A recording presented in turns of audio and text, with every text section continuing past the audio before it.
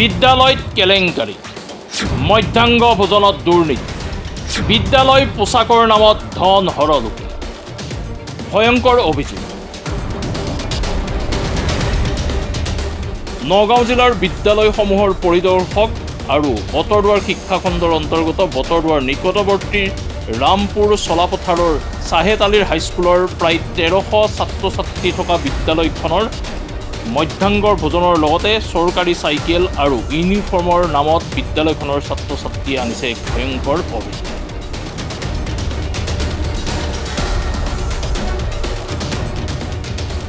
নগাঁও জিলাৰ বিদ্যালয় পৰিদৰ্শকে আজি 3 মাহ ধৰি বিদ্যালয়খনৰ একাডেমী ইনচাৰ্জৰ দায়িত্বত কোনো এজন শিক্ষকক অৰ্পণ নকৰি নিজেই দায়িত্বত থাকি মধ্যাংগৰ ভোজনৰ পৰা বঞ্চিত কৰি ৰাখিছে কণ কণ ছাত্ৰ ছাত্ৰী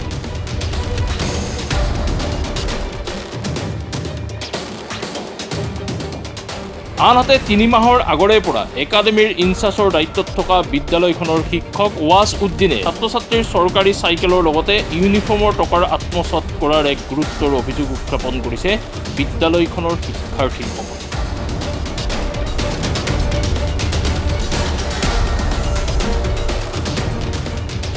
উল্লেখ্য যে চৰকাৰে প্ৰতি বছৰে বিদ্যালয়খনৰ আন্তঃগাঁথনিৰ নামত লাখ লাখ টকাৰ আৱৰ্তন দি আহিছে যদিও কণ কণ ছাত্ৰ ছাত্ৰীসকলৰ কাৰণে বিদ্যালয়খনত নাই এটোপাল বিশুদ্ধ খোৱা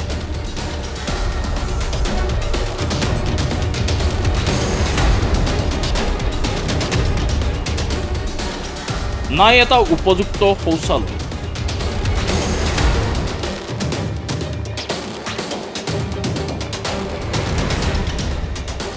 তাৰ সমান্তৰালকৈ বিভিন্ন অনিয়মৰ অভিযোগ উত্থাপন কৰে বিদ্যালয়খনৰ শিক্ষাৰ্থীসকলে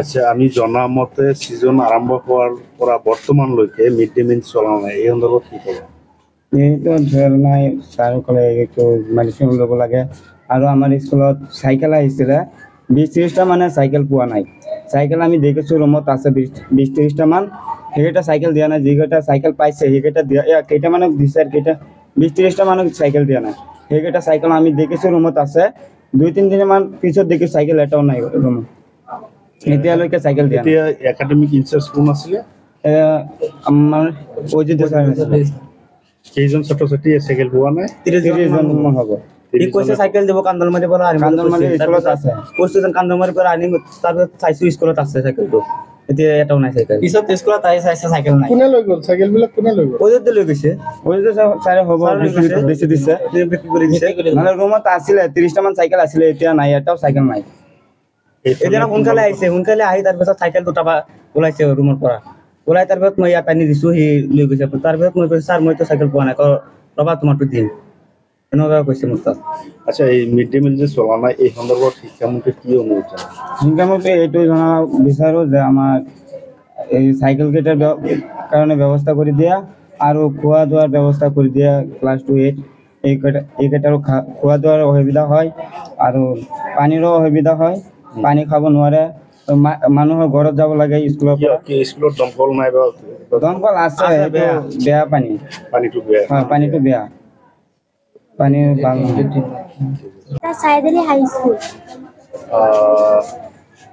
এপ্ৰিল মাহৰ পৰা ছিজন আৰম্ভ হৈছে বৰ্তমানলৈকে ছেপ্টেম্বৰ মাহ মিড ডে মিল খুৱাইছিল নেকি তোমালোকে স্কুলত খোৱা নাই এদিনো খোৱা নাই নহয় 8 মাহ ধৰি খোৱা নাই স্কুলত মিড ডে মিল চলা নাই নহয় 1 আগষ্টলৈকে স্কুলৰ একাডেমিক ইনচাৰ্জ আছিলে ৱাজুদ্দিন তেতিয়াও খোৱা নাছিল তেতিয়া খোৱা নাছিলে এদিনো খোৱা নাই নহয় তোমালোকে শিক্ষামন্ত্ৰীক কি আহ্বান জনাবা শিক্ষামন্ত্ৰীক আহ্বান জনাওক খাবলৈ স্কুলখন ভালেই ৰাখিবলৈ মানে তোমালোকক যে ভালদৰে মিড ডে মিলটো চলাই নিয়ে দুপৰীয়া তোমালোকৰ অসুবিধা নহয় মিড ডে মিল যে নচলে অসুবিধা হয়তো আমালোকে পঢ়ো দুপৰীয়া খাবলৈ ভোক নালাগে তোমালোকৰ লাগেতো ভোক লাগে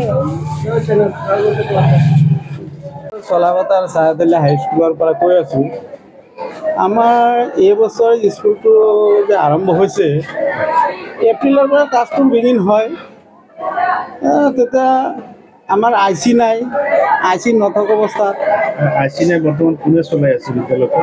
অৱস্থা হিচাপে মোক ৱাজুদ্দিনে আইচি আছিল, তেওঁ মানে অৱস্থা হিচাপে ৰিটেন এটা দিছিল। তেওঁ কৈছে আপুনি আৰু এজন আইচি নহালৈকে আপুনি অৱস্থা হিচাপে চলাই থাকিব। এই হিচাপে মই চলাই আছোঁ আগষ্টৰ পৰা। বিদ্যালয়খনৰ একাডেমিক বা ফাইনেন্সিয়েল তেনেকুৱা অথৰিটি আমাৰ নাই। চাৰ্জ কোনে লৈ আছে? এতিয়া ফাইনেন্সিয়েল চাৰ্জ আমাৰ IS ছাৰ DDO হৈ আছে আৰু আইচি বৰ্তমান নাই। আইচি নথকাৰ কাৰণ আইচি নথকাৰ কাৰণে অস্থায়ী হিচাপে আইচি নথকাৰ কাৰণটো কি? আইচি নতুনকে আইচি এজন হ'ব আইচি নাই কিয় তাৰ কাৰণটো কি? মানে কাৰণটো মই ক'ব নোৱাৰোঁ। আইচি কিয় নাই বা কিয় অহা নাই সেইটোতো মই ক'ব নোৱাৰোঁ। আচ্ছা, আমি জনামতে মিড ডে মিল বন্ধ হৈ আছে ছিজন আৰম্ভ হোৱাৰ পৰা। এইবছৰ ছিজন হোৱাৰ পৰা আৰম্ভ হোৱাৰ আমাৰ মিড ডে মিলটো হোৱা নাই, এদিনো হোৱা নাই। ছাত্ৰ ছাত্ৰীসকলে মিড ডে মিল পোৱা নাই। আপোনালোকে এটেণ্ডেঞ্চ লৈ আছে নাই? ছাত্ৰ ছাত্ৰী এটেণ্ডেঞ্চ লৈ আছোঁ।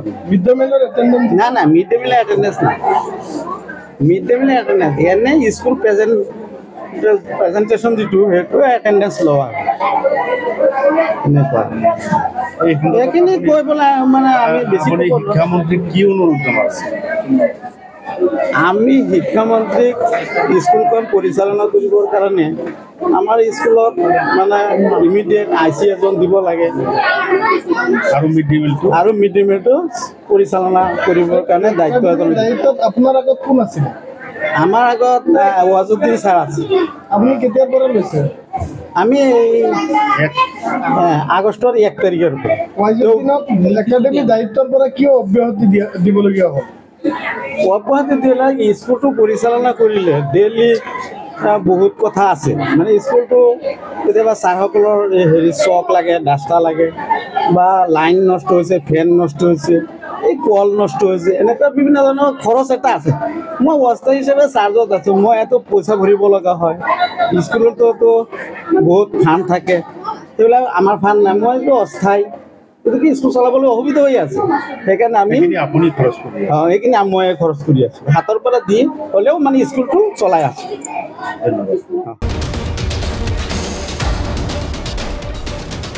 এতিয়া কথা হ'ল ৰাজ্যৰ শিক্ষামন্ত্ৰী আৰু ৰাজ্য চৰকাৰৰ লগতে শিক্ষা বিভাগ তথা নগাঁও জিলাৰ বিদ্যালয়সমূহৰ পৰিদৰ্শক মৃদুল নাথে বিদ্যালয়খনৰ ছাত্ৰ ছাত্ৰীৰ জীৱনক লৈ কেতিয়া হেতালি খেলা বন্ধ কৰিব সেয়া সময়তহে লক্ষণীয় হ'ব।